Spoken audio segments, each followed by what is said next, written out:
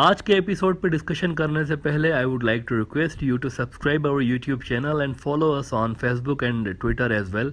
इसके अलावा अगर आप हमें सपोर्ट करना चाहते हैं तो that you can do through a Patreon also. Facebook, Twitter और पेट्रियन के जो लिंक्स हैं वो इस वीडियो की डिस्क्रिप्शन में आपको मिल जाएंगी। इसके अलावा इस चैनल के अबाउट सेक्शन में भी आपको इन तीनों वेबसाइट्स की लिंक्स मिल जाएंगी। पाकिस्तान के army chief general Qamar Javed Bajwa को सऊदी अरब की जानिब से सऊदी का हाईएस्ट अवार्ड दिया गया है। अब इस पे मज़ीद बात करते हैं क्योंकि एक और बहुत बड़ी स्टोरी इससे जुड़ी हुई है। बहुत बड़ी स्टोरी है, बहुत बड़ी डेवलपमेंट हुई है, उस पर मैं बात करूंगा। लेकिन इससे पहले मैं ज़रा आपको रिकॉल करा दूं, इसका बैकग्राउंड जो है ना वो ज़रा रिकॉल करा दूं। एक दो रोज़ पहले आपको याद होगा कि ब्रॉडर व्यू के एपिसोड नंबर 1072 में एक दो रोज़ पहले ही अभी मैंने बात की थी कि break through Turkey Saudi Arabia normalisation it's very good for Pakistan. इस एपिसोड में दो तीन बड़ी अहम बातें मैंने आपके साथ शेयर की थी कि तुर्की में से रिलेशंस ख़राब थे, लेकिन अब वो स्ट्रॉन्ग रिलेशंस होने जा रहे हैं दोनों मुल्कों के। और एक बड़ा स्टेप दोनों मुल्कों ने लिया है इस हवाले से, सऊदी ने और टर्की ने। सऊदी बड़ी इन्वेस्टमेंट भी करने जा रहा है तुर्की के अंदर। इसके अलावा आई टोल्ड यू कि जी ईरान के साथ भी सऊदी अरब के बैकडोर राब्ते जारी हैं, वहाँ भी चीज़ें कूल डाउन हो रही हैं। अच्छा, सोचने की बात है ये सारी बैकडोर डिप्लोमेसी कैसे हो रही है इतने सारे मुल्कों के अंदर, कैसे हो रही है, कौन इतना बड़ा रोल प्ले कर रहा है, सोचने की बात है। सऊदी अरेबिया मुस्लिम वर्ल्ड का शायद सबसे पावरफुल मुल्कों में से ये एक हैं। इनकी इकोनॉमी, इनकी डिप्लोमेटिक पावर, सऊदी एक बहुत बड़ा स्ट्रॉन्ग मुल्क है। दुनिया की हर सुपर पावर इनके साथ अच्छे रिलेशंस रखने चाहती हैं सऊदी के साथ।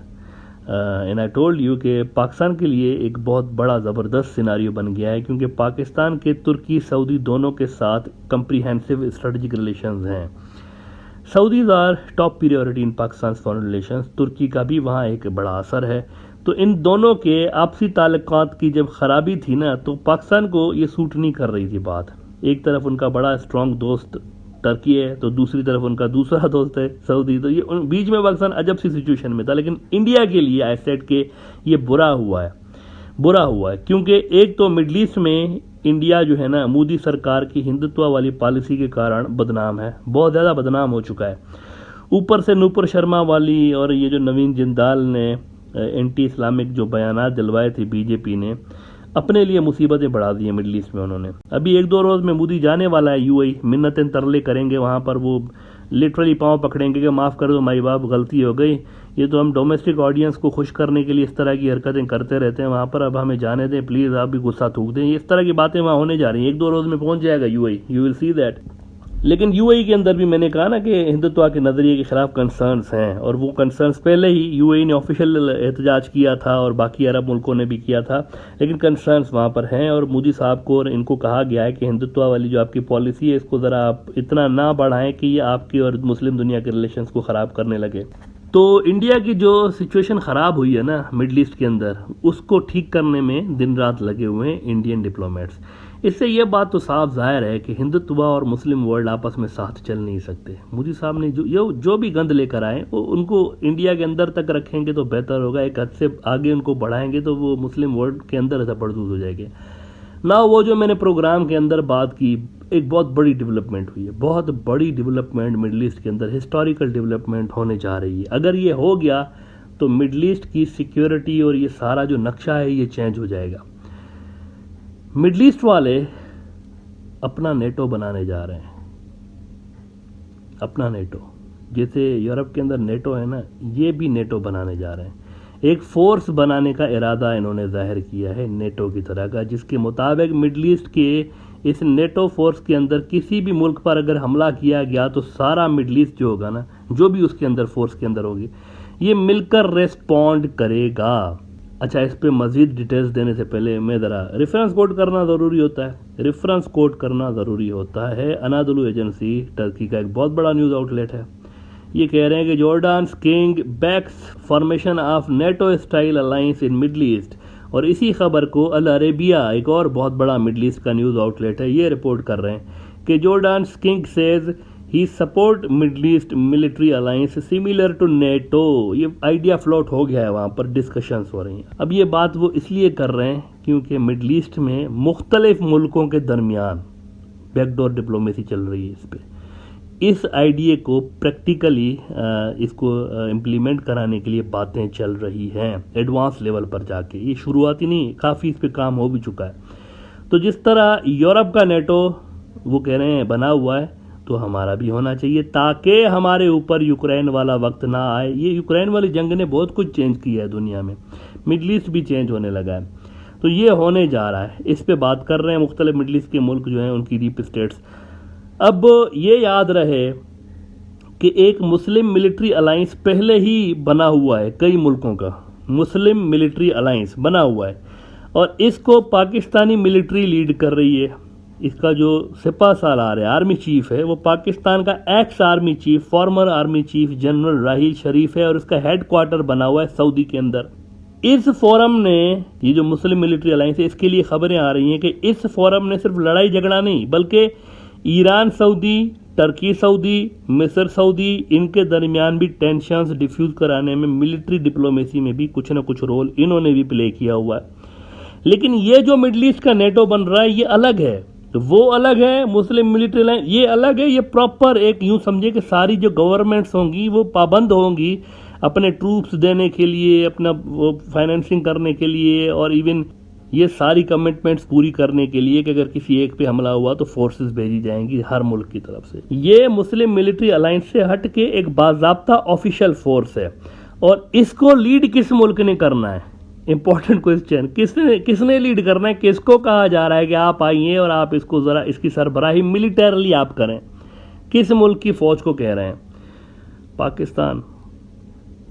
अब ये बात सुन के आप हैरान होंगे, पाकिस्तान का आर्मी चीफ इसीलिए सऊदी अरब गया था, उसको इसीलिए इतने बड़े अवार्ड से नवाजा गया था क्योंकि ये रिपोर्ट्स आ रही हैं कि पाकिस्तान को कहा गया है कि कम से कम 2-3 मुल्कों ने कहा है, जीसीसी के मुल्कों ने, कि आप लीड करें इसको, जैसे मुस्लिम मिलिट्री अलायंस, इसको भी आप नेटो को लीड करें आप। हालांकि पाकिस्तान मिडल ईस्ट में नहीं है, लेकिन पाकिस्तान को कहा गया है कि इसको आप लीड करें मिडल ईस्ट के नेटो को।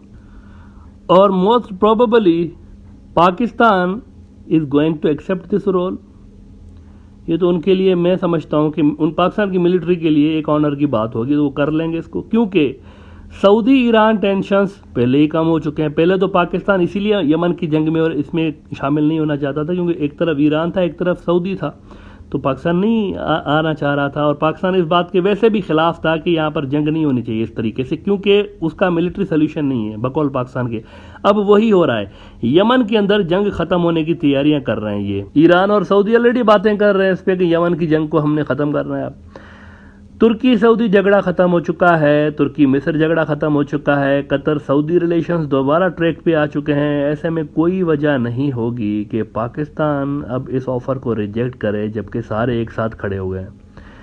और this will be A setback for India, India के लिए होगा और दूसरे मुल्क के लिए भी होगा जिसका भी मैं जिक्र करता हूँ, लेकिन इंडिया के लिए होगा।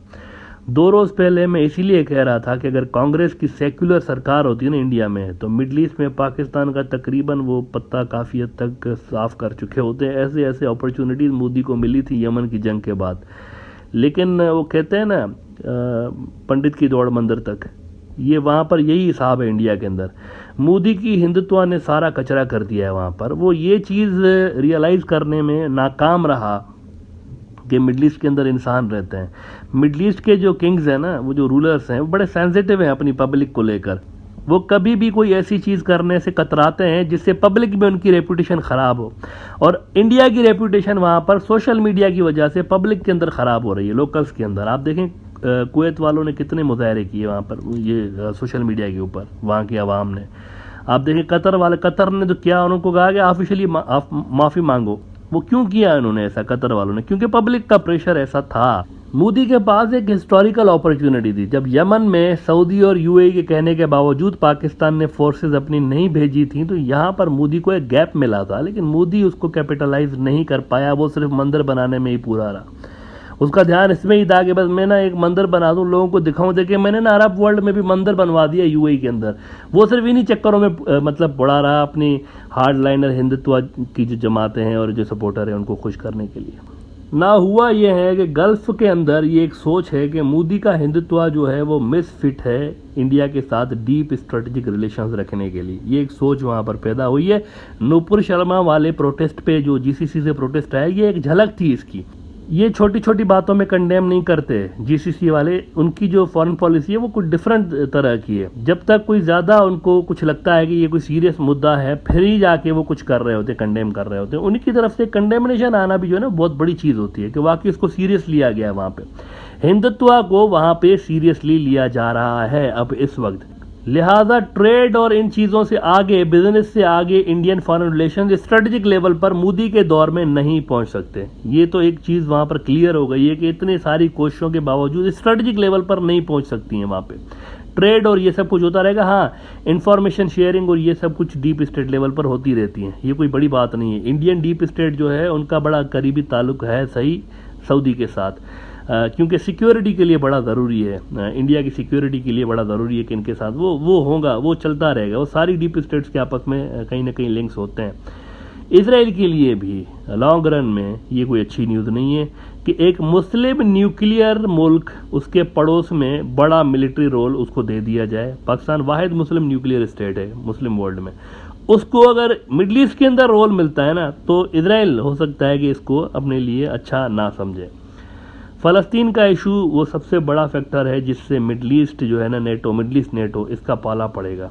वो थ्रेट फील करेंगे ज़रूर। ये जो फ़लस्तीन का इशू है, जब तक ये इशू रिजॉल्व नहीं होगा तो मेरे ख्याल से इसराइल और ये जो मुस्लिम नेटो होगा, इनके रिलेशन आपस में हो सकता है कि ना बने। टाइम्स ऑफ इसराइल एक बहुत बड़ा न्यूज़ आउटलेट है इसराइल का, इन्होंने अभी 1-2 रोज़ पहले खबर लगाई है कि Jordan king says Ukraine war exposes need for middle east NATO, but Abdullah wants Palestinian issue a potential roadblock to the idea। अब देख रहे हैं ये इसराइल कह रहा है, ये जो फ़लस्तीन का इशू है ना, ये मिडल ईस्ट नेटो बनाना जो चाहते हैं लेकिन यार ये जो फ़लस्तीन का मसला है ये रोड ब्लॉक होगा इस इशू के लिए। इजरायली हरकतें वो समझ रहे हैं उर्दून वाले के रोड आए। अच्छा, ये उर्दून वाले हाशमी हैं, आपको याद होगा 2-4 रोज़ पहले मैंने जब तुर्की और सऊदी के हिस्टोरिकल रिलेशंस पे बात की थी तो मैंने कहा था कि हाशमी जो ख़ानदान है ना, हाशमी जो ट्राइब है, रसूलुल्लाह सल्लल्लाहु अलैहि वसल्लम का ताल्लुक हाशमी कबीले से था, अरबों के हाशमी कबीले से, जो कि कुरैश का सब ट्राइब है। हाशमी आज भी कबीले मौजूद हैं और ये जो उर्दून का किंग है ही इज़ आल्सो हाशमी। ये कह रहे हैं कि जो फ़लस्तीन का मसला है ना, ये बहुत बड़ा रोड़ा है इस नेटो के लिए जो कि हमें बनाना चाहिए, वो कह रहे हैं। लेकिन ये फ़लस्तीन का जो मसला है वो, अच्छा इजराइल कह रहा है कि हमें अरबों को ये समझाना है कि आप और हम मिल के पहले ईरान जैसे कॉमन थ्रेट्स पे काम करें, नेटो वेटो को छोड़ें, बाद में देखते हैं। ईरान हो सकता है कि इस नेटो का शुरू में हिस्सा ना बने, लेकिन आगे चल के ईरान भी इसके अंदर हो सकता है कि बहुत बड़ा रोल प्ले कर सकता है। अब देखते हैं कि आगे क्या होता है इसमें, लेकिन this is a developing story, अभी चीज़ें अनफोल्ड हो रही हैं। हो सकता है बीच में कोई रोड़ा आ जाए और ये प्रोजेक्ट स्टॉप हो जाए, लेकिन अभी तक इसके अंदर जो जीसीसी के बड़े मुल्क हैं ना, जो बड़े पावरफुल मुल्क हैं, अब सऊदी उसमें से एक है, ये बड़े इंटरेस्टेड हैं इसके अंदर कि हमारे पास ना एक नेटो होना चाहिए, एक स्ट्रॉन्ग नेटो होना चाहिए, जिस वजह से हमें आगे चल के यूक्रेन जैसे, हम में से किसी को यूक्रेन जैसे हालात को फेस ना करना पड़े। ये इंटरेस्टेड है इसके अंदर, और पाकिस्तान को रोल ऑफ़र किया गया है, बहुत बड़ा रोल ऑफ़र किया गया है।